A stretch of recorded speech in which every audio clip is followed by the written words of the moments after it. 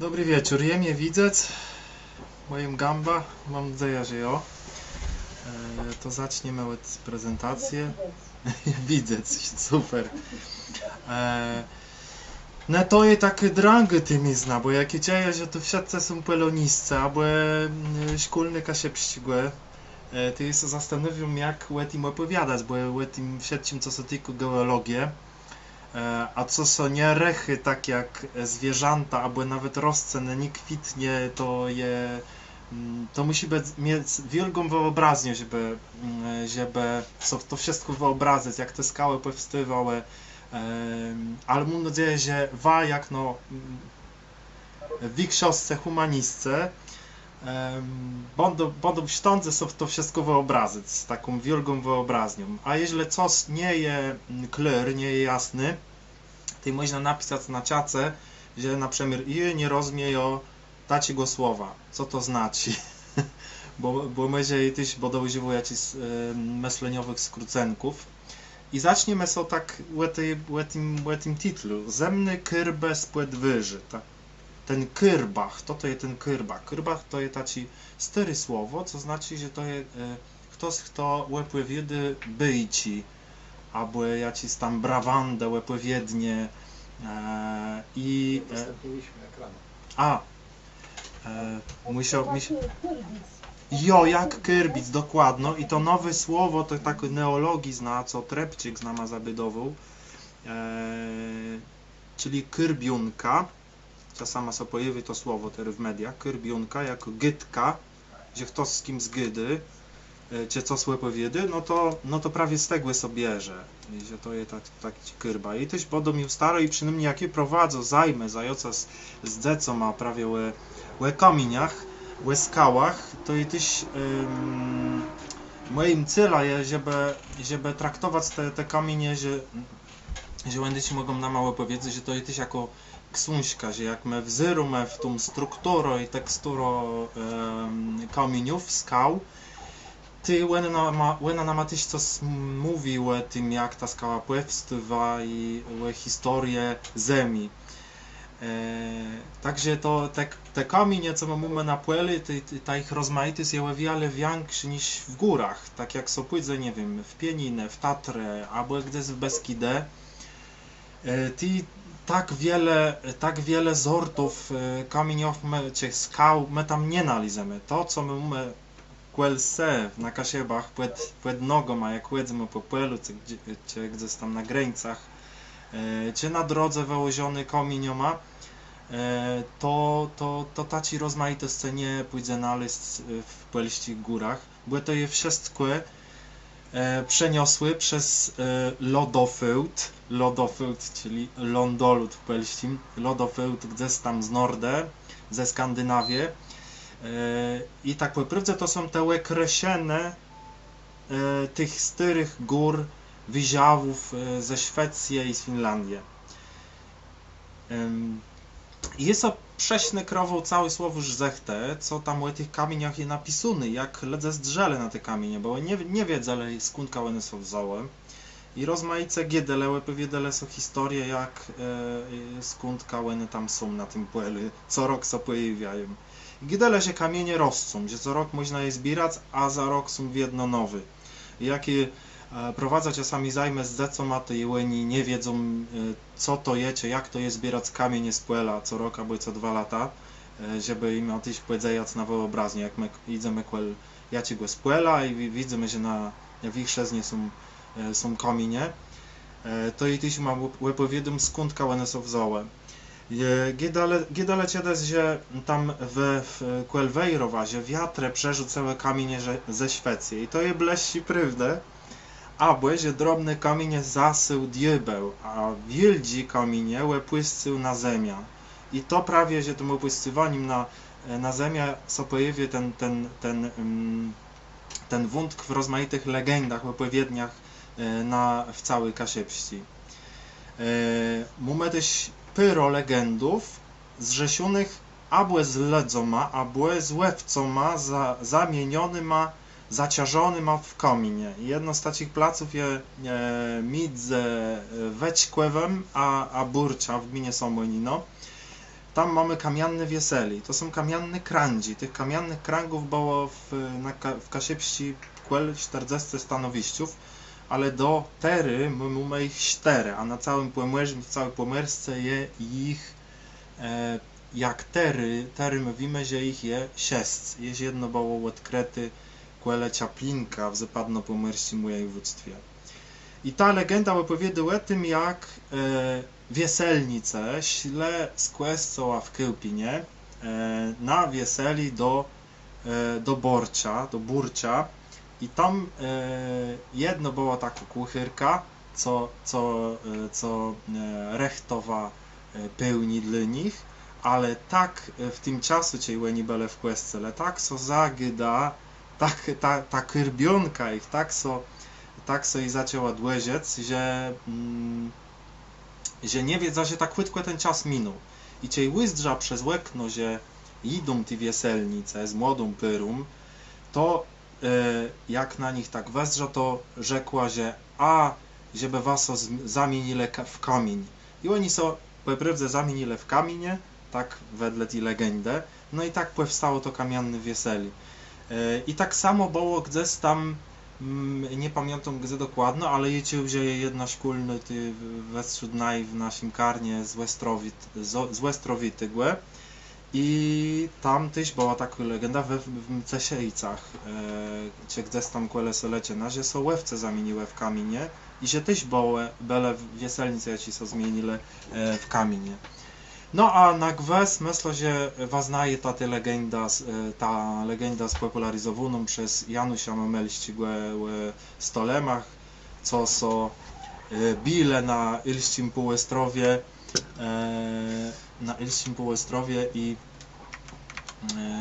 i tak te wielkie kamienie są nalazły na całych Kasiebach.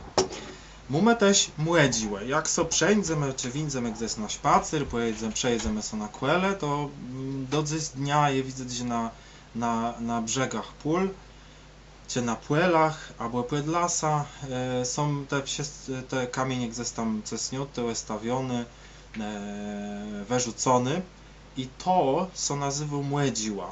Ta gromada, albo kamieńca inaczej tyś, kamieńca albo młodziła. Ta gromada, te kamienie wyrzucone na kwele drodzi albo na brzegu pól, na granicę. No i w tych kamieniach, w tych kamieńcach, w tych młodziłach mógł też być, tak ledzę myślę, że był jakiś zdech, co mieszka w tych kamieniach i czasem jest jak on płacze. I niejedni gadają, że to są dzece niełechrzconych dzecy, że tam płaczą dzece niełechrzconych dzecy. I to prawie zebrany przez ksędza Bernarda Zechto z Łekweli Mscesiej, z Wanserów Techlena i Pójzdrowa, czyli tam prawie we Mscesiejcach i Wansorach jest ten plac nazywany czasami Płystyma Płeloma, gdzie jest tak wiele tych kamieniów, że tam nic nie chce rósć i plus zajce, czasami gadają na te strony zajce, bo tam leno zajce chodzą po tych płelach. No ale tak na marginesu, to jest taka specjalistyczna wiedza, taka tymizna, że no nie jem tery w sztądze, może gdzieś tam przyjno całe tym opowiadać po kasiepsku i myślę, że dlywa i to boze lzi zrozumieć w tym siedzim. Jeszcze jedno chcę o tym opowiedzieć, bo tak po prawdzie kamień w budowiznie, w budynkach są pojawiły dopiero w drugiej połowie XIX wieku. Do te czasy to przydnym takim materiałem to było drzewo i glina. I czasami jest zmieszano ze słomą. Także dopisze ci presy, co ty prześle i zabronile używanie drzewa. I to drzewo było też drangłe dostać, to były zmuszone prosto budować budynki takie jak ten chleb, co je widzę w lewym dolnym rogu. To jest prawie ten chleb z Czarnej Dąbrowy, co idzie obejrzeć we skansenie w Dzydzach. No i prawie od te czasy zaczęło taki taci płewsiedny stosowani tegłe materiały. No a dzysy to je baro często, baro mudne taci materiał do stosowania w ogrodach, na trapach czy w murach i tak dalej. I myślę, że te mły prawie te wsiedci kamienny krandzi, młedziłe kurhane i młedziłe na brzegach pól nama notery ich coraz mniej. No i tak, co my nazywamy głazem w takiej polskiej terminologii, bo tak się mówi, jak gdzieś tam spotkamy głazy narzutowe, chodzimy gdzieś po polach, po lasach i widzimy, są czasami często bardzo uznawane jako pomniki przyrody właśnie głazy narzutowe, ale no to jest w języku polskim, że ten wielki kamień nazywamy głazem, ale w terminologii geologicznej głazy są dopiero, tak umownie przyjęto, to są te powiedzmy ziarna skał, czy ziarna minerałów o średnicy powyżej 20 cm. To, co się zawiera pomiędzy 4 a 20 cm, to jest frakcja kamienista, mówimy, czyli o tej średnicy ziarna. Mniejsze, to widzicie zresztą na tym slajdzie, mniejsze żwir, piasek, muł lub pył, a najmniejsza frakcja to jest ił, czyli są już takie ziarna, które są tak małe, że nawet jak weźmiemy je na ząb, jak na przykład byśmy wzięli taki ił, który służy do ceramiki, który na przykład do Chmielna jest transportowany, żeby zrobić ceramikę kaszubską. Kiedyś było przy cegielniach takie kopalnie, to może kiedyś ktoś z Was miał okazję brać do ręki taki właśnie ił, który popularnie jest zwany po prostu gliną albo glinką ceramiczną. To właśnie to są takie małe ziarna, które już nam nie zachrzęszczą pomiędzy zębami, ale te wszystkie ziarna były przyniesione do nas, przynajmniej u nas tutaj, pośrednio lub bezpośrednio przez lądolód, czyli w trakcie zlodowaceń. Tutaj mówimy oczywiście cały czas o Kaszubach czy o Pomorzu szerzej, więc trzeba stworzyć jakiś termin. Jest taki termin, który obejmuje te wszystkie frakcje i to jest termin eratyk. Więc dzisiaj będzie temat eratyczny. Nie erotyk, tylko eratyk. Nazwa wzięła się od łacińskiego errare. Errare po łacinie to jest błądzić. Może ktoś skojarzyć, tym młodszym ja zawsze mówię, że to od error, z angielskiego błąd, czyli coś, co tutaj nam zabłądziło. To jest każde ziarno skalne lub mineralne, które zostało przyniesione przez lodowiec i pozostawione w jego zasięgu. Ja tutaj jeszcze tak nawiązując do tego rysunku, który tutaj widzicie, ten kamień, który gdzieś tam leży na polu i tutaj tak spogląda, co ten tutaj gość robi, ścina drzewo i zaraz mi pewnie gdzieś tam wykopie, to też na tym polu się musiało znaleźć. I tak a propos jeszcze tej ziemi rodzącej kamienie, to te kamienie się pojawiają co roku na polach też w głównej mierze. Taki główny powód jest tego, że po prostu ziemia nam zamarza i woda, która się rozpręża, która zamienia się w lód, rozpycha wszystko wokół i te kamienie są też przez tą zamarzniętą wodę, przez ten lód w gruncie wypychane na zewnątrz. No i dlatego co roku one pojawiają się na nowo i to zjawisko jest nazywane tak fachowo zamróz, czyli zamróz odpowiada też za to, że mamy co roku po zimie, czy na tym pograniczu zimy i wiosny, albo jesieni i zimy powiększają nam się dziury w drogach, bo też ta woda zamieniająca się w lód rozsadza asfalt. No ale w każdym razie, wracając do eratyku, to określenie obejmuje wszystkie wielkości ziaren, czyli i ten malutki kamyczek, czy ten znaleziony gdzieś tam na plaży, pod klifem, albo tutaj u nas na polu, to jest właśnie eratyk. Skąd się te eratyki biorą? Bo możemy też używać jakby w nomenklaturze, czy jako synonimy tego, to możemy używać sobie narzutniak, głaz narzutowy, ale wtedy myślimy też o tych wszystkich innych głazikach mniejszych. Możemy używać skała narzutowa, takie rzeczy, czy otoczak, to jeżeli chodzi o synonimy. Więc wiemy, że do nas docierały lądolody i one docierały nie w taką jedną dużą ławą, że tak powiem, tylko były to strumienie lodowe jakby płynące obok siebie spływające z gór Skandynawii w tereny niżej położone, czyli między innymi tutaj na Pomorze, przez Bałtyk, przez Nieckę Bałtyku. Ale one w Szwecji, będąc jeszcze, po tym twardym, skalnym podłożu, które tam jest, przesuwały się i w różny sposób ten materiał do tego lodu, do tego lądolodu się dostawał. I tutaj jest taki przekrój, który to pokazuje,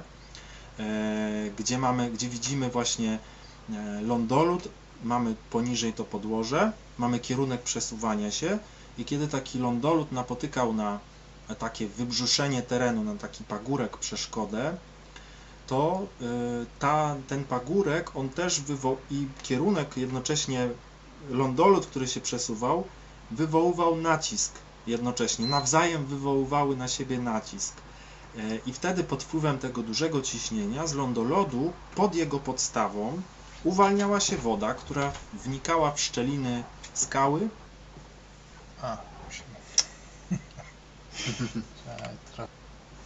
Dobrze. Więc jak nawzajem na siebie te wybrzuszenia terenu, jeżeli jakiś lądolód napotykał, ciśnienie, które się wtedy wyzwalało, ten nacisk terenu na lód, i jednocześnie nacisk lądolodu na ten teren, na to wybrzuszenie terenu powodowało, że się uwalnia woda. Można to porównać z sytuacją, kiedy weźmiemy śnieg, taki zwłaszcza w odwilży, jak jesteśmy i go mocno ściśniemy, to jesteśmy w stanie z niego coś tam wycisnąć, jakąś ilość wody niewielką, więc można to tak porównać. I kiedy ten strumień lodowy mijał ten pagórek, no to ciśnienie malało, ten nacisk i wtedy woda zamarzała, wracała do stanu stałego, ale wmarzała już w te szczeliny w skale, te spękania w skale, czyli w ten sposób kawałek skały jakby wmarzał w lądolód i on go wyciągał dalej, przesuwając się, zabierał go dalej. Mam nadzieję, że to jest jakoś tam obrazowo przedstawione. I zobaczcie sobie, tu jest taki rysunek, schemat, który to przedstawia, a tak to wygląda, do dzisiaj takie krajobrazy można w Kanadzie znaleźć, właśnie, czyli lądolód się przesuwał od prawej do lewej, właśnie mijając takie pagórki i on po kolei z nich wyorywał, troszeczkę wyrywał właściwie kawałki skał. Mógł się też materiał skalny dostawać z takich ostańców, tak jak tutaj widzicie. Czasami kawałki gór mogły wystawać nad lądolód, bo oczywiście początkowo tworzyły się lodowce górskie gdzieś tam wysoko w górach Skandynawii, a potem stała pokrywa lodowa. No i czasami z tych ostańców wystających ponad lądolód też dostawały się jakieś okruchy. Więc albo było to wyrywanie, detrakcja, albo nawet gdzieś tam z góry mógł się ten materiał dostawać, albo był ten materiał wyorywany, kiedy taka stopa lądolodu, to ta dolna część lądolodu wyglądała jak taka tarka, to mogła też przecierać to twarde podłoże skalne. No i oczywiście te wszystkie kamienie po drodze, jak były włączane, inkorporowane w ten lądolód, to po drodze ulegały olbrzymim zmianom, bo były zgniatane pod wpływem ciśnienia mas lodowych, pękały, z nich powstawały coraz mniejsze okruchy, ocierały się o siebie nawzajem i wreszcie działały na nie woda, temperatura, ta właśnie zamarzająca, rozmarzająca woda, która też rozpuszczała minerały. I do nas one docierały już w takiej formie lekko oszlifowanej. To jest dokładnie to, co możecie znaleźć, kiedy ktoś robi wykop pod dom na takim gliniastym podłożu, to tam znajdzie przeróżne okruchy o różnych wielkościach, od największych aż do tych najmniejszych, takich, które są takie malutkie, że pamiętacie tam ił, że jest taki mały, że nam nie zakrzęści pomiędzy zębami, czyli właśnie taki miks wszystkiego to jest glina lodowcowa. I tutaj macie taki obrazek właśnie malutkiego kamienia, który jest roztarty z takiego dużego, który był wcześniej, jak na jednym z poprzednich slajdów, stał się takim małym okruchem, więc czasami do tego też dochodziło. Jak te strumienie lodowe, które do nas płynęły w trakcie zlodowaceń, zwłaszcza w trakcie ostatniego zlodowacenia, bo myśmy mieli tych zlodowaceń u nas na Kaszubach, było takich nasunięć się lądolodu 8, skąd one płynęły w ogóle. I tutaj na tej mapie jest przedstawiony taki prawdopodobny kierunek napływu mas lodowych, czyli tutaj ta linia, która biegnie wzdłuż Półwyspu Skandynawskiego, to jest taka jakby linia lododziału, czyli linia, z której rozchodziły się we wszystkich kierunkach strumienie lodowe. To był jakby ten najwyższy punkt tej czaszy lodowej. No i widać, że one zaczynały sobie tutaj gdzieś ze środkowej, czy nawet północnej Szwecji płynąć, opierały się, dochodziły do tutaj Finlandii, tu też były dawniej mogły być takie dość wysokie pasma górskie i wtedy skręcał tutaj na południe przez Nieckę Bałtyku, takie zagłębienie, zresztą do dzisiaj jest tam dość duża głębia koło Gotlandii, tak zwana głębia gotlandzka, i później docierając tutaj do południowych brzegów, dzisiejszych południowych brzegów Bałtyku, rozdzielał się na takie strumienie. I tutaj takimi jęzorami na tej mapie po prawej stronie są zaznaczone takie jakby zakończenia tych strumieni lodowych, największe. Tutaj widzicie, gdzie delta Wisły wchodził taki wielki jęzor lodowcowy, zresztą kilkukrotnie, tutaj gdzie Mazury i obwód kaliningradzki i tak dalej, gdzie Odra. Takie mapy jeszcze, żeby troszeczkę może podziałać na wyobraźnię, to tak jak się rozwijała ta czasza lodowa, ostatnia, czyli ostatnie zlodowacenie Wisły, które zakończyło się niecałe 12 000 lat temu. Tak. Czyli widać mniej więcej widać też tą linię lododziału, te grube kropki takie, i od nich odchodzą, oczywiście hipotetycznie, prawdopodobnie tak one mogły przebiegać, linie, wzdłuż których przesuwały się strumienie lodowe, które szły obok siebie, jeden koło drugiego. I widać, że na tym ostatnim rysunku po prawej stronie widać, że rzeczywiście taki strumień biegł wzdłuż Bałtyku, który rozdzielał się tutaj na północ od Jastrzębiej Góry nad dzisiejszym Bałtykiem i jeden tutaj dochodził do dzisiejszej delty Wisły. Ja może tak trochę przyspieszę, bo jeszcze troszkę o skałach mamy troszkę do powiedzenia. Może tą prezentację, jeżeli jesteście chętni, to mogę udostępnić. Już obiecałem. Więc mamy tutaj na podstawie badań ogólnie, tych, które były prowadzone przez specjalistów, ja tutaj w tych badaniach też opieram się na tym, głównie na badaniach takich specjalistów, jeżeli chodzi o Polskę, są w Poznaniu, w Łodzi, Warszawie i Gdańsku, głównie się tym zajmują. Pani Górska, pan Gałązka, pan Piotr Paweł Woźniak w Gdańsku i pan Czubla z Łodzi. Tutaj zaznaczyłem taką fioletową linią północną granicę obszaru, skąd do nas te skały były zabierane przez lądowców, czyli właściwie z tych obszarów, które tu widzicie, to jest środkowa i południowa Szwecja, południowo-zachodnia Finlandia i całe dno Bałtyku, włącznie nawet z wyspą Gotlandią, Olandią, nawet miejscami, nawet wyspą Bornholm. Stąd z tych rejonów możemy u nas spotkać skały. Więc tutaj właśnie jest o tym mowa. Może to takie przerażające, ale ja postaram się to wyjaśnić. Te skały, które u nas, bo oczywiście tarcza fennoskandzka. Fennoskandia to jest nie tylko Półwysep Skandynawski, ale też cała Finlandia i tutaj ten rejon Półwyspu Kolskiego to jest inaczej Fennoskandia. To są w ogóle jedne z najstarszych fragmentów naszego kontynentu. Tutaj, jak na tej całej mapie świata, macie na ciemnobrązowy i brązowy kolor, a właściwie na ten ciemnobrązowy zwróćcie uwagę, to są ten ciemnobrązowy kolor najstarsze fragmenty skorupy ziemskiej, które często liczą powyżej 3 miliardów lat. I tutaj duża część właśnie tak zwanej tarczy fennoskandzkiej, czyli miejsca, obszaru, gdzie te najstarsze skały są na powierzchni, nie są schowane gdzieś pod nadkładem jakichś młodszych skał, tych z czasów dinozaurów, czyli z Mezozoiku i tych późniejszych z czasów lodowaceń, one są na powierzchni. To właśnie jest tutaj rejon, duży obszar Szwecji, Finlandii i nawet jeszcze Karelii.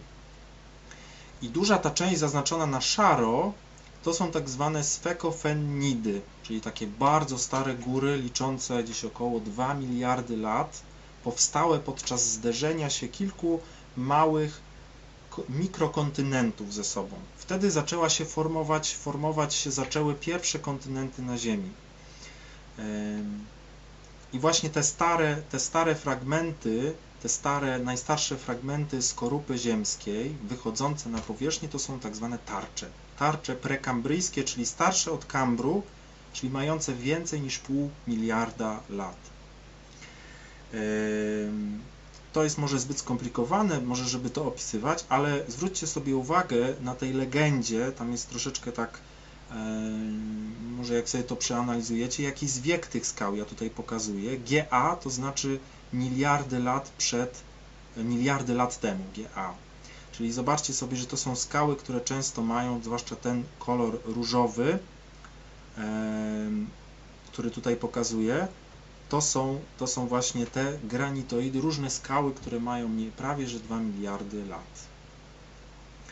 I one mówią nam o superkontynencie Kolumbia, który wtedy istniał, po tym jak powstały te góry i utworzył się taki, prawdopodobnie był to pierwszy lub drugi superkontynent, pamiętacie, może coś tam gdzieś tam w filmach się obiło o uszy, że były takie różne kontynenty, na przykład Pangea, był taki wielki superkontynent, ale istniał jeszcze wcześniej taki kontynent, Kolumbia, kiedy były na świecie tylko jednokomórkowe organizmy, wyłącznie żyjące w morzach. Na lądzie właściwie niemalże ich nie było, no chyba że gdzieś tam na obszarach wulkanicznych. Dużo jeszcze kolidowało wtedy z ziemią różnych meteorytów, więc też powstawały różne kratery po takich uderzeniach, kolizjach, więc tak może Wam ten obrazek podziała na wyobraźnię, tak mogła Ziemia wyglądać, taka właśnie naga, bez roślinności, bez zwierząt, bo nie było jeszcze życia wielokomórkowego. Więc jak bierzemy taką skałę do ręki, a większość z tych skał, które znajdujemy u nas tutaj na Kaszubach, to są skały bardzo twarde, krystaliczne, czyli takie skały, które jak rozłupiemy, to w większości zobaczymy w środku, czy nawet jak je wymyjemy ładnie, zamoczymy w wodzie, to zobaczymy właśnie taką strukturę krystaliczną. I tak ten kontynent wyglądał. O, tutaj jest kawałeczek dzisiejszej Polski, może kawałek naszego tutaj Pomorza Wschodniego się znajduje w tym miejscu. Wtedy, 1 740 000 000 lat temu. A tutaj mamy zaraz obok Syberię, kawałek Ameryki Północnej, Grenlandii, część Ameryki Południowej dzisiejszej, więc wszystko skomasowane, najstarsze fragmenty kontynentów. Co to jest skała? To tak dla powtórzenia, to jest zespół minerałów albo jednego minerału.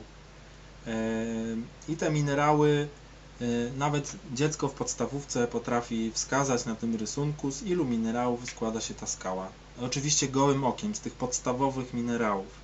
I pewnie jak Wy sobie spojrzycie, bo to jest zbliżenie tej skały, to zauważycie, że tu jest jeden rodzaj minerału, ten taki szaro-niebieski. Tu jest czarny, to jest drugi minerał. Tu jest czerwony, trzeci rodzaj minerału. I jeszcze byśmy wyróżnili ten taki oliwkowo-zielony, który się tutaj gdzieś tam przewija pomiędzy nimi, więc łatwo to rozpoznać gołym okiem i wcale nie trzeba się zagłębiać w mineralogię i petrografię, żeby troszkę zająć się rozpoznawaniem skał. Więc te cztery takie, które często się pojawiają w skałach, którymi warto wiedzieć mniej więcej jak wyglądają, to jest kwarc, to jest ten taki półprzezroczysty, skalenie potasowe to są te czerwone, plagioklazy to są takie białawe bardziej, tutaj może ich nie ma, i minerały ciemne. Nie zagłębiając się, minerały ciemne po prostu ja będę się tym posługiwał i tyle, żeby jakoś tam głęboko nie wchodzić. Bardzo ważne jest, żeby Jak bierzemy sobie taką skałę do ręki, oczywiście przydaje nam się woda. I jak chodzimy sobie po plaży latem na przykład, to często, albo może jak chodzicie z dziećmi, to wszyscy się zachwycają, jakie ładne kolory w tych skałach, bo rzeczywiście rozpoznając skały najłatwiej się to robi i profesjonaliści też tak robią, że biorą szczoteczkę, biorą wodę do ręki i moczą tą skałę, żeby zobaczyć jej kolory, bo taka skała w stanie suchym jest po prostu taka matowa i te kolory nie są zbyt widoczne, albo czasami skałę trzeba po prostu rozbić, co bywa czasem dość trudne. Struktura. Ważne jest, żeby spojrzeć, czy te kryształy, które widzimy, bo większość skał, które spotykamy, to są skały krystaliczne. Trzeba spojrzeć, czy kryształy w tej skale są widoczne gołym okiem, czy też są niewidoczne gołym okiem. I tutaj widzimy, że na tej skale po prawej stronie wszystkie kryształy są widoczne gołym okiem, a tutaj na tej skale po lewej stronie tylko niektóre z nich są widoczne gołym okiem, pozostałe są niewidoczne dla nieuzbrojonego oka. Trzeba by było wziąć mikroskop, żeby je zobaczyć. To jest bardzo ważna cecha, o której za chwilę powiem. Ważna jest też tekstura. Tekstura, czyli po prostu słowami prostszymi, czyli jak te minerały są w skale ułożone. Czy dla nas będzie ważne, czy one są ułożone bezładnie, czyli losowo, nie mają jakiegoś porządku. Uważnie trzeba skałę obejrzeć z każdej strony, nie tylko z jednej, ale z każdej. Tutaj pani Bożena się chyba zgłasza, nie wiem, czy coś chodzi o coś. Można ewentualnie napisać na czacie, jeżeli jest jakieś pytanie w trakcie. Więc to bardzo czasami fajnie widać. Spoglądamy na taką skałę, widzimy, że są takie laminy, takie jakby pasma. Trzeba chyba dołączyć panią Asię znowu. Więc trzeba zwrócić uwagę, czy minerały, które widzimy w tej skale, oczywiście patrzymy na każdą płaszczyznę takiego kamienia, czy one są w jakimś stopniu ułożone. I tu jest bardzo wyraźne ułożenie tych minerałów, bo one są w jakichś takich laminach. Są ciemniejsze minerały i tu jaśniejsze minerały. To nie są warstwy, uwaga, to są laminy albo po prostu pasma, tak możemy to nazwać, bo warstwy są w piasku na przykład, albo gdzieś tam w jakichś osadach. Więc największa grupa tych skał to są skały krystaliczne, czyli takie skały, gdzie my najczęściej widzimy gołym okiem kryształy, albo częściowo te kryształy są widoczne gołym okiem. I wśród tych skał są obecne skały magmowe. Prosta sprawa, to są skały, które powstają, tutaj od razu mówię, no bo to jest też jakaś opowieść, jakaś wiadomość, która niesie ze sobą skała. To są skały, które powstają w wyniku zastygania albo magmy wewnątrz Ziemi, od 5 do 30 km pod powierzchnią Ziemi, jak magma się ochładza, albo kiedy wydobywa się na zewnątrz w postaci lawy, to zastyga bardzo szybko, albo gdzieś tutaj w takich intruzjach magmowych, intruzjach płytko pod powierzchnią Ziemi. To wtedy też zastyga dość szybko. I w zależności od tego, gdzie ta skała zastyga, czy głęboko pod powierzchnią Ziemi, albo płytko na powierzchni, wylewając się jako lawa, albo tuż pod powierzchnią Ziemi, to rozróżniamy, to też widać to w skale. Bardzo fajnie i w tych skałach, które my widzimy, bierzemy do ręki, możemy spotkać na jakichś młedziłach, to też to fajnie widać. Więc skały magmowe, ogólnie tak, jak patrzymy na skały magmowe, to uwaga, minerały nie wykazują żadnego uporządkowania. To jest oczywiście prawidłowość ogólna, bo są wyjątki, ale dla kogoś, amatora, kto chodzi, to ta skała nie ma żadnego uporządkowania, czyli tak jak ten granit tutaj, nie wykazuje żadnych pasm minerałów, że tu są jakoś one poukładane, albo ułożone w jednym kierunku. Blaszki na przykład są tak ułożone. I skały magmowe, te, które są w głębi Ziemi, czyli tutaj, gdzie mamy zbiornik magmy, one zastygają bardzo powoli, więc więc te kryształy sobie rosną bardzo wolno i dochodzą do dużych rozmiarów, więc w skałach magmowych głębinowych widzimy je wszystkie gołym okiem. To jest bardzo ważna cecha, czyli widzimy je gołym okiem i dwa, nie są uporządkowane te kryształy minerałów. Druga grupa skał to właśnie skały magmowe, ale wylewne. To są skały, przynajmniej te spotykane wśród skał narzutowych u nas na Kaszubach, to widać, tak jak tutaj na tym rysunku, tylko część minerałów gołym okiem, a pozostała część jest minerałów niewidoczna dla gołego oka i jakby otacza te widoczne gołym okiem minerały, otacza taka masa. Fachowe określenie też tak jest, nazywa się to ciasto skalne po prostu i całość wygląda, ja czasami porównuję to jak ciasto z bakaliami, albo jakaś taka czekolada z bakaliami, to można też tak porównać.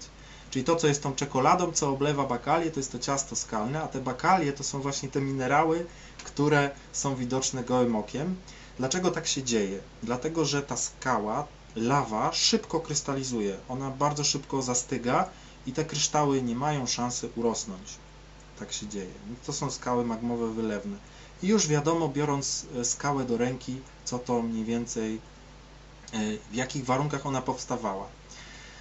Jest wreszcie szeroka grupa skał osadowych, która powstaje w przeróżnych środowiskach. Na pewno nam się kojarzy na przykład środowisko rzeczne, albo morskie, albo torfowiska, rafy koralowe. To są wszędzie skały, które powstają w wyniku działalności albo wody, wiatru, fizycznych, jakiejś temperatury, która rozsadza skały, czy zimnej lub bardzo ciepłej, bardzo dużego zimna albo bardzo dużego ciepła, albo organizmów, które tworzą takie skały, jak na przykład torf tworzą organizmy, albo na przykład wapienie, skały wapienne są tworzone też przez organizmy, przez ich obumarłe szkieleciki. To jest szeroka grupa skał osadowych, to sobie później o niej omówimy. W każdym razie, kiedy bierzecie skałę osadową i nie jesteście w stanie zobaczyć żadnych kryształów, tylko jakieś, albo możecie też zobaczyć jakieś ślady takie dziwne, albo jakieś muszle, albo jakieś takie dziwne esy, floresy na nich, to wtedy jest to skała osadowa. Mówię oczywiście o tych skałach, które są znajdowane na brzegach pól, albo w żwirowniach, czy u nas w rzekach też się pojawiają, bo te skały w rzekach, te otoczaki też są wypłukane z osadów lodowcowych. I mamy wreszcie skały metamorficzne, czyli te skały, które powstały w wyniku działania albo bardzo dużej temperatury, albo bardzo dużego ciśnienia, z przeobrażenia, inaczej mówimy przeobrażone, metamorficzne to takie słowo może trudniejsze, przeobrażone, bo one są przeobrażone pod wpływem ciśnienia albo temperatury, ze skał magmowych, obojętnie jakich, albo osadowych. Skała metamorficzna to jest skała przeobrażona, która z wszystkich innych typów skał, nawet z innej skały przeobrażonej może powstać. I tu widzicie też taki przekrój przez skorupę ziemską. Tu jest jedna płyta, tu jest jakieś jezioro, ale prawdopodobnie jest to ocean. Tutaj płyta tektoniczna, oceaniczna podsuwa się pod płytę tektoniczną lądową. I te skały wszystkie, które tutaj są, wędrują coraz niżej, a im niżej, tym jest coraz goręcej i jest olbrzymie ciśnienie, więc te skały i minerały w nich też się przeobrażają, zmieniają się. Po czym to poznać? Poznać to można po tym, tutaj macie najpospolitsze typy skał krystalicznych, to są właśnie skały, które podległy przeobrażeniu, czyli sama nazwa, tutaj macie gnejs, to jest od czegoś, co nam się kojarzy w polszczyźnie z gnieceniem, bo coś zostało pogniecione. Czyli tutaj te skały, te minerały zostały pogniecione, tak mówię obrazowo, upraszczając rzecz trochę, i pod wpływem temperatury i ciśnienia uporządkowały się w pasma. I tutaj widać ciemniejsze, jaśniejsze pasma, ale czasami, tak jak zobaczcie tutaj na tym po prawej stronie rozłupanej skale, to przeobrażenie jest bardzo mało wyraźne. Czyli tutaj widać niewielkie takie cechy, które mówią nam, że te minerały uległy jakiemuś uporządkowaniu. Czyli one są w niewielkim stopniu uporządkowane i tu jest granit gnejsowaty, czyli granit taki typ pośredni troszeczkę pomiędzy skałą magmową, głębinową, a skałą przeobrażoną. Mam nadzieję, że to nie jest jeszcze aż takie trudne. Przynajmniej... Panie, mogę? Proszę. Właśnie co do tej skały krystalicznej, czy to jest taki kamień, który jest nazywany tutaj na Kaszubach złotem głupców? Jest on taki ten błyszczący, czy to nie to? Jeżeli to się coś błyszczy w tej skale, to jest to minerał sam. Bo skała się składa z minerałów i czasami, tak jak nawet na tym zdjęciu trochę widać, niektóre minerały, ja tu pokazuję myszką, się błyszczą. To są... Ja też znalazłam przy kopaniu też domu takie właśnie kamienie, tak jak wyglądały tak jak te, tylko one się naprawdę bardzo właśnie błyszczały. I właśnie słyszałam od znajomego, że to jest takie zwane właśnie złoto głupców, bo ono się właśnie bardzo świeciło.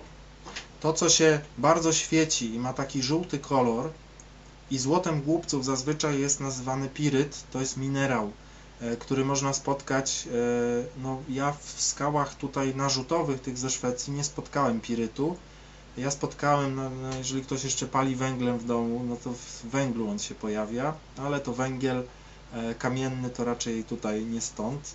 Ale rzeczywiście niektóre minerały w tych skałach są, w tych skałach krystalicznych, niezależnie czy skała metamorficzna, czy magmowa, mają taki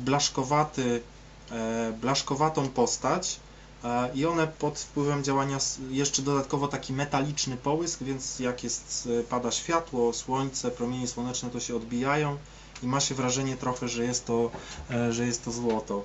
Ale tutaj wśród tych minerałów raczej rzadko można spotkać wśród tych skał jakieś cenne znaleziska, jakieś cenne kruszce. Więc zobaczcie, większość z tych skał, które tutaj możemy spotkać, my tak naprawdę dokładnie nie jesteśmy w stanie powiedzieć, skąd ta skała została przez lądolud przyniesiona. Bo większość z tych skał, które tutaj pokazuję, to jest taki najpowszechniejszy typ. Takie lekko różowe, czasami takie gnejsy, ale jest około, różnie to się podaje, od 5 do 10%, jakbyśmy zrobili taką statystykę i na przykład z wykopu, gdzie jest glina, pobrali sobie takie skały do skrzynki, 1000 takich okazów, to gdzieś 5-10% gołym okiem jesteśmy w stanie rozpoznać konkretny rodzaj skały i powiedzieć, gdzie znajduje się jego miejsce, gdzie występuje dzisiaj w Skandynawii. I te skały to są eratyki wskaźnikowe, czyli te, które nam pokazują dokładnie, skąd pochodzą. I tutaj mamy eratyki przewodnie, czyli te, które jak pojedziemy do Skandynawii, to mamy dokładną wychodnię tej skały, gdzie ona wychodzi na powierzchnię, czyli dokładnie zlokalizowana. Czyli na przykład gdzieś koło Sztokholmu jest wychodnia granitu sztokholmskiego, ale my ten granit możemy zobaczyć też u nas, bo go potrafimy, ma takie cechy, że po prostu się nie da pomylić. To jest właśnie i dość często występuje. Są też skały, są też eratyki, które mają ograniczone znaczenie wskaźnikowe. Chodzi oczywiście do badań, ale też są dla nas ciekawe, bo my też wiemy, skąd one pochodzą, ale ta wychodnia, to miejsce, gdzie wychodzą na powierzchnię albo na dno morza, jest bardzo duża, ale potrafimy dokładnie powiedzieć, czy określić rejon, z którego pochodzi. I oczywiście muszą to być skały rozpoznawalne gołym okiem, czasami trzeba się wspomóc lupą, w moim przypadku. I jak ja robiłem takie badania, tutaj na środkowych Kaszubach, oczywiście dotyczące tych skał, które da się rozpoznać, to najwięcej z tych skał pochodziło z rejonu Wysp Alandzkich. Tutaj akurat z Łączyna brałem taką próbkę i z południa Szwecji. To tak dla ciekawostki, więc z kolei w Chylowej Hucie, tutaj na wzgórzach szymbarskich, to też ze środkowej czy północnej Szwecji też sporo skał się pojawiło. Zaczniemy sobie, bo ja podam Wam tych skał jest dość sporo i po prostu postaram się Wam pokazać te skały, które naprawdę mają takie cechy łatwo rozpoznawalne. I przeniesiemy się na chwilę w największy, najliczniejszy archipelag na Bałtyku, czyli na Wyspy Alandzkie. To jest bodajże w tej chwili 50 000 wysp, które leżą pomiędzy Finlandią a Szwecją, rozsiane i tam bardzo dużo skał stamtąd, które możemy rozpoznać, pochodzi. I po czym rozpoznać te skały najczęściej? Bierzemy taką skałę do ręki i one mają najczęściej grubokrystaliczną strukturę, jeżeli chodzi o skały Rapakivi same. Rapakivi w ogóle z czego to się wzięło? To oznacza po fińsku zgniły kamień, czyli taki kamień, który się rozpada, bo te skały rzeczywiście czasem się rozpadają pod wpływem wody, działania wody na powierzchni przynajmniej. Mają grubokrystaliczną strukturę i bardzo charakterystyczne jest to, zobaczcie, tutaj mamy gruby jajowaty kryształ, okrągły albo jajowaty kryształ, który na zewnątrz jest otoczony obwódką innej barwy. To bardzo łatwo rozpoznać. Różowa, czerwona, taka z daleka jest ta skała. To jest skaleń potasowy, akurat to nie trzeba pamiętać. Ten minerał, który nazywa się skaleniem potasowym, otoczony jest obwódką z innego skalenia. I to jest właśnie typowa tekstura Rapakivi. Tak one są ułożone, te kryształy. Myślę, że jeżeli gdzieś tam rozglądaliście się za kamieniami, to rozpoznaliście takie kamienie. Zdecydowana większość z nich pochodzi z Wysp Alandzkich, te, które przynajmniej tutaj u nas na Kaszubach, czyli możemy się przenieść właśnie na ten archipelag, spoglądając na nie. Mamy wreszcie taki bardzo ciekawy, bardzo drobnokrystaliczny granit. Granit to jest skała magmowa, głębinowa, więc nie ma tutaj ułożonej, te minerały nie są ułożone w tej skale, nie są uporządkowane, są bezładnie usiane i mamy tutaj tylko, zobaczcie sobie na zbliżeniu, to jest ten sam granit, ja tutaj zdjęcia puszczam z Wysp Alandzkich, bardzo malowniczy archipelag, tylko mamy w zasadzie prawie że dwa rodzaje minerałów. Ten taki półprzezroczysty, ciemny, to jest kwarc i pomiędzy nim jest taki różowo-czerwony, to jest skaleń. Więc bardzo taka charakterystyczna skała. Inne są podobne też, ale tutaj może ja nie będę się w to wgłębiał, może bo też czas nas nie pozwoli nam, może żeby wszystko objąć wiedzą. Myślę, że też tego typu skały spotkali Państwo, gdzieś tam nawet bardzo często właśnie na takich modziłach, na takich kamieńcach można je spotkać. Często spotyka się taką barwę fioletową, może przechodzić taką różową, różowo-czerwoną. Kiedy bardzo blisko się przyjrzymy albo weźmiemy lupę, w mokrym stanie oczywiście te skały, to zobaczymy, że tam nie ma minerałów, tylko są ziarenka piasku, bo to jest skała osadowa. To jest jakby skamieniały piasek, czyli kiedyś te skały powstawały w środowisku rzecznym albo jeziornym i to są najstarsze skały osadowe ze Skandynawii i nazywają się one piaskowce jotnickie. Mają 1,2 miliarda lat. I czasami widać, nawet można dojrzeć tutaj takie, widzicie, w stanie zwietrzałym na powierzchni, takie jakby smugi. To są właśnie warstwy, to jest uwarstwienie, tutaj też je widać. Czyli tak jak kiedyś piasek był składany na dnie jakiegoś strumienia, rzeki, to później przez miliardy lat, przez setki milionów lat został scementowany takim bardzo twardym spoiwem, bo to są bardzo twarde skały, często w formie takich płaskich płyt. Często te piaskowce mają takie plamy, takie blade plamy. One są, oprócz tego, że mają taki kolor, to jeszcze plamy, takie odbarwienia jakby. One są spowodowane tym, że mamy w nich minerały, takie malutkie ziarenka, które są z minerałów zawierających pierwiastki promieniotwórcze. Tutaj zobaczcie sobie też wychodnie tych piaskowców jotnickich gdzieś w Skandynawii spotykane, bo tym szarym kolorem tutaj zaznaczone są na tej mapie, gdzie dzisiaj te piaskowce występują. One kiedyś występowały na o wiele większym terenie, a dzisiaj tylko taki mały obszar zajmują, bo wszystko zostało zdarte przez kolejne nasunięcia lądolodów. Ile mamy jeszcze czasu? Ile nasze panie wytrzymają? Jak w ogóle jest z wytrzymałością naszą? Proszę o sygnał, bo jak nie, to po prostu coś skrócę. Dajemy radę. Dajemy radę? Tak sobie myślę, jest dobrze, no to tak sobie myślę, że no ciężko się o tym opowiada tak zdalnie, bo w sumie najlepiej by było sobie to wszystko opowiedzieć, spotykając się w realu gdzieś tam na jakieś miejscu, gdzie te kamienie można wziąć do ręki, wziąć do ręki i wtedy pewne rzeczy pokazać, ale może jak to wszystko minie, to się gdzieś tam spotkamy.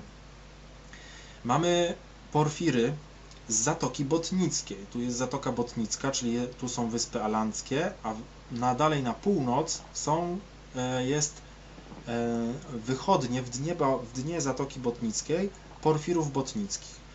Czyli to są skały, zacina się, staram się przynajmniej dość powoli mówić, czyli to są skały, zobaczcie sobie, może już po tym, co mówiliśmy, uda się Wam rozpoznać, jaki typ skał to jest. Czyli tutaj widzimy część minerałów tylko w tej skale, pozostała część to jest nierozpoznawalna gołym okiem. Po lewej stronie ta ciemna część to ciasto skalne, nie widzimy gołym okiem minerałów.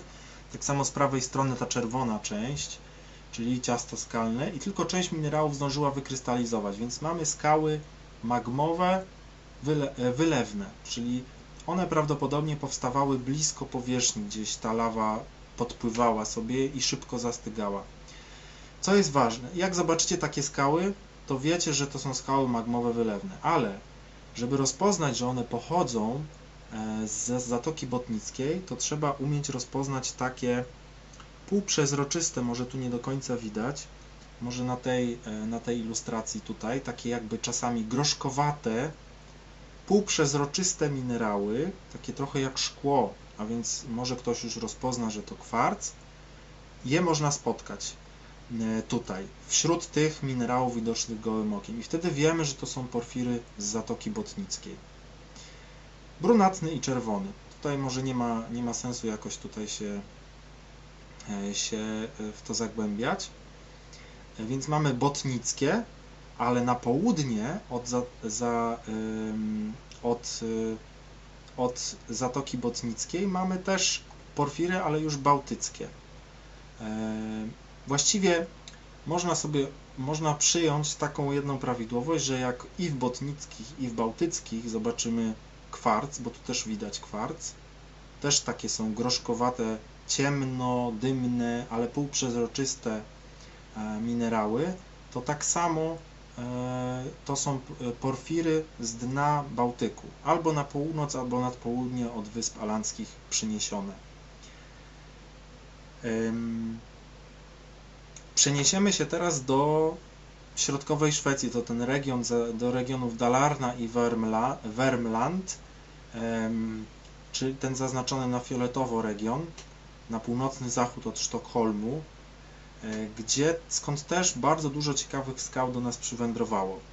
I to był region, który był zbliżony, pamiętacie, do tej linii wododziału, skąd jakby zaczynały płynąć te wszystkie strumienie lodowe w naszym kierunku. I stąd jest bardzo dużo tych skał. Jak widzicie, nawet 40% tych zidentyfikowanych eratyków przewodnich pochodzi właśnie z tego regionu. Tutaj jeszcze dla przypomnienia ten rysunek, skąd zaczynały sobie płynąć te strumienie lodowe prawdopodobnie.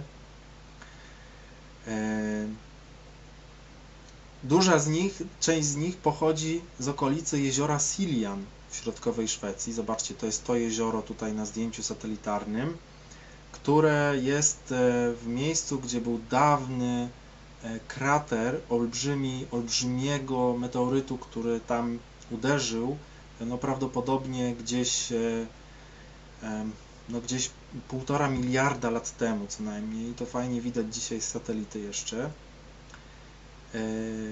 Może granitu Siljan to może by chciał pokazać właśnie jakieś prostsze skały. Porfiryt Grynklit.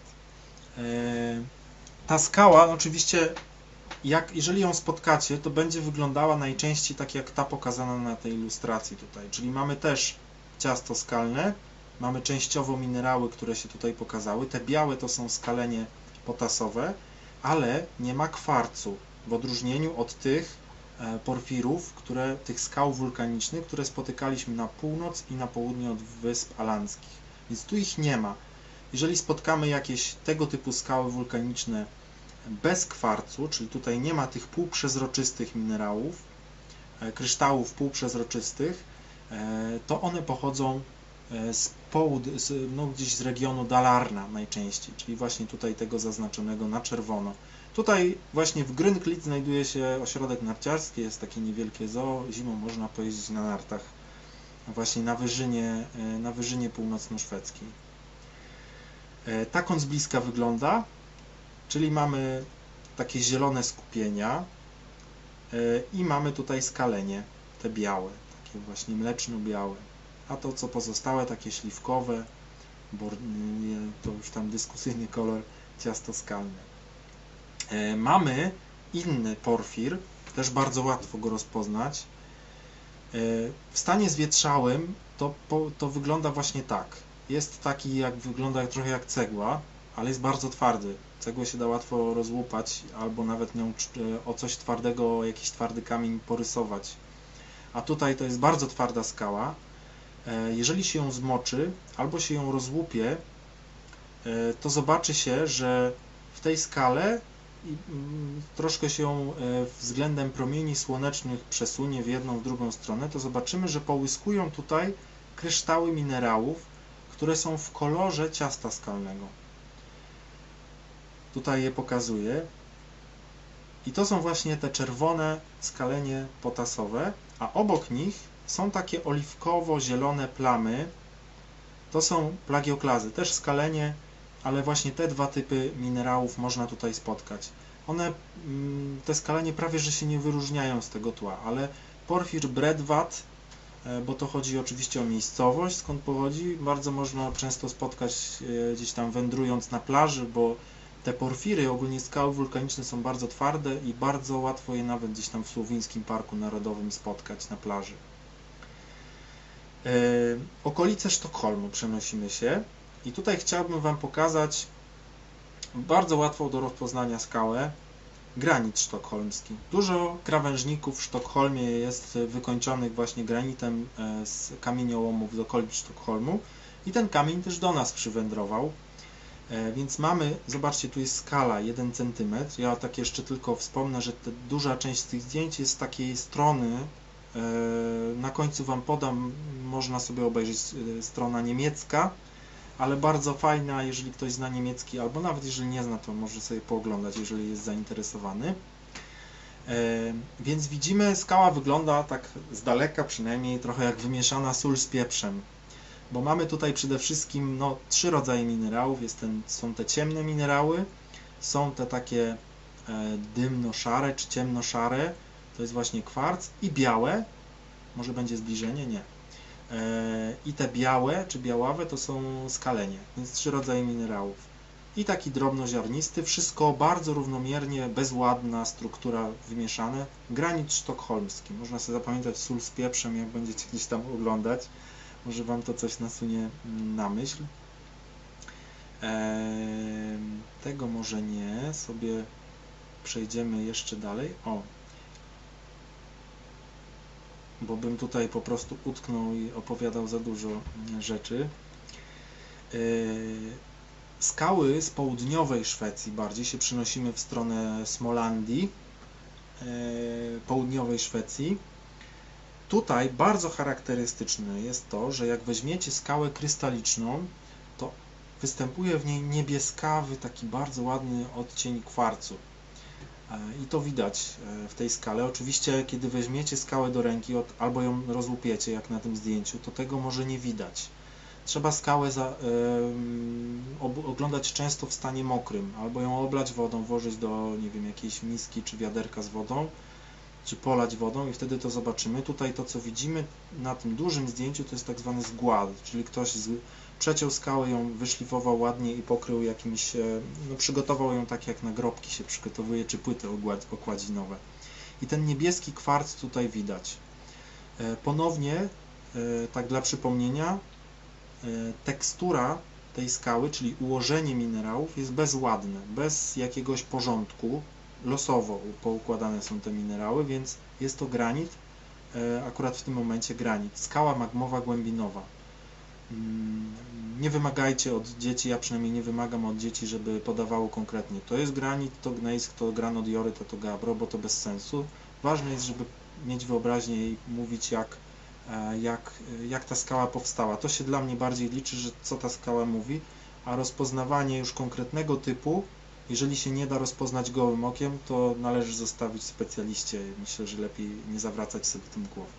Więc mamy właśnie ten niebieski kwarc. Nawet nie musimy pamiętać, że to akurat ten czy inny granit, ale ten niebiesko-szary kwarc właśnie mówi nam, że to są skały. I bardzo często czerwone czy ceglasto-czerwone skalenie potasowe. To właśnie te minerały, czyli właśnie tutaj one się pojawiają w tej skale i to są granity ze Smolandii. Rzadko może gdybyście pojechali gdzieś w rejon może Słupska, może bardziej na Bytowa, jeżeli ktoś stamtąd, ale chyba nie, ale może jak się tam znajdziecie, bo nie pamiętam, czy u nas takie granity się znajdują, ale według moich badań chyba tam znalazły się jakieś. Z Bornholmu skały. Granit Wang. Ja tu podaję takie zdjęcie ładne, bo to jest jedna z największych twierdz w Skandynawii, właśnie niedaleko miasta Vang, dzisiaj właściwie chyba wioseczki nawet. Bardzo ładne miejsce na wysokim brzegu północno-zachodnim wyspy Bornholm i tam właśnie ten granit występuje. A jak się spotkamy właśnie taki kamień w lesie, no to trzeba było go wyczyścić. To jest właśnie granit Wang, czyli takie ma kuliste skupienia ciemnych minerałów. I to jest oczywiście też skała magmowa głębinowa, więc też widać wszystkie kryształy gołym okiem i też one nie są uporządkowane. Tak jak w przypadku skał metamorficznych, tych najczęściej spotykanych. No i tak na koniec może to niektórych najbardziej zaciekawi, ale w tej olbrzymiej grupie skał osadowych, czyli tych, które formowały się w morzach, w rafach koralowych, przynajmniej mówię o tych, które do nas docierały, które my znajdujemy jako skały narzutowe, to najczęściej one pochodzą z dna Bałtyku. I to są skały już o wiele młodsze, bo liczące najstarsze z nich 400 milionów lat, no chyba że jest to piaskowiec jotnicki, który był wcześniej wspomniany, ten taki, pamiętacie, fioletowy piaskowiec, to jest bardzo stara skała, ale jeżeli chodzi o skały wapienne, to są to skały liczące najczęściej ponad 400 milionów lat.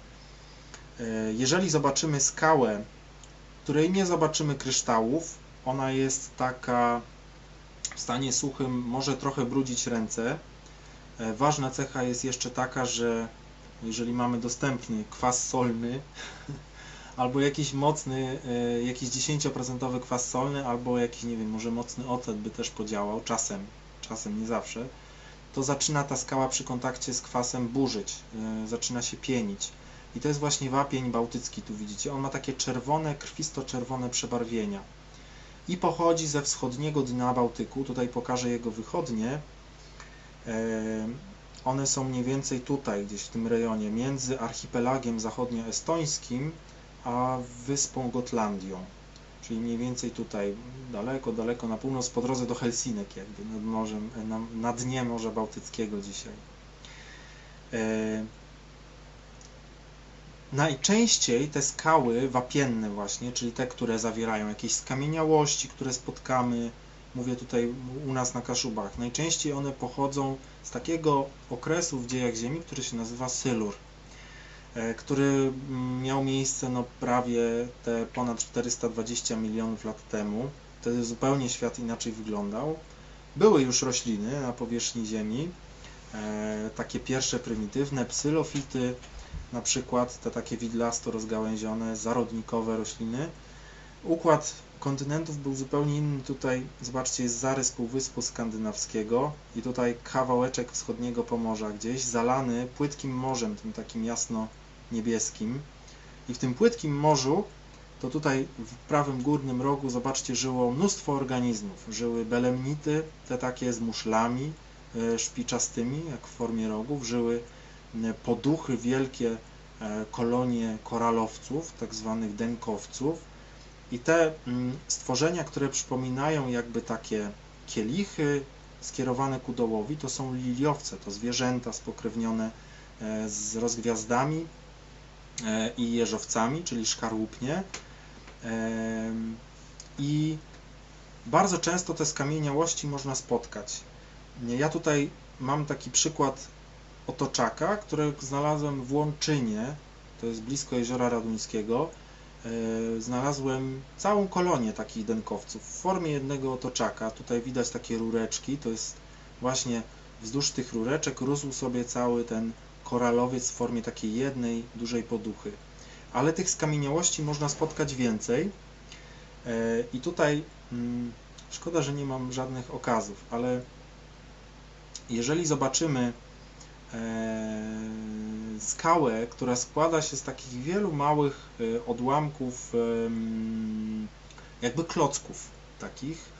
Może ja potem jeszcze wyślę zdjęcie, bo tutaj widocznie nie dosłałem, nie dorobiłem w tej prezentacji, zawsze prezentuję to wszystko na żywo. Wielu takich klocków, po prostu chodzi o to, że te liliowce po swojej śmierci ich szkielet rozpada się na wiele takich drobnych odłamków wielkości pół milimetra, nawet mniejszej. Czasami niektóre osiągają tam powiedzmy do 2 mm.